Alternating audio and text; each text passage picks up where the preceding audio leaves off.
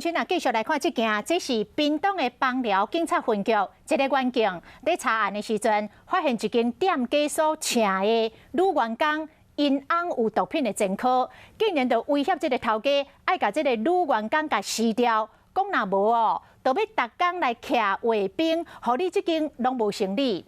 有律师来接到求助，痛骂这个枋寮分局。到底翁婿有前科，甲这太太有啥物关系呢？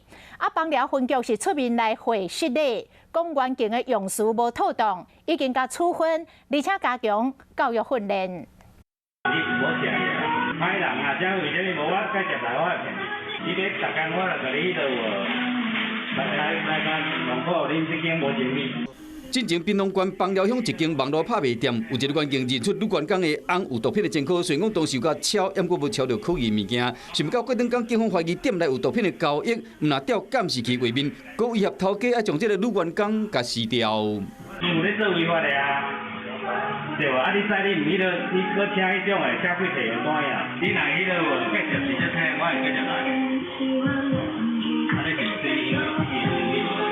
律师伫面册公布店内监视器画面，并且写讲，先莫讲先生有前科，到底甲太太有甚物关系？就算员工本人有前科，嘛无应该安尼做个经纪人找头路。影片公开了，外界有真侪评论。本分局员警因案前往该店家调阅监视影像画面时，与店家谈话过程中用词不当，致当事人感受不佳。针对本分局员警言辞用词不当部分，将予以行政惩处，并加强员警教育训练。虽然讲这个员警已经予人行政处分，不过依然有真侪网友替这个头家甲员工打抱不平，除了希望讲头家会使去甲告以外，嘛希望讲类似的代志莫阁发生。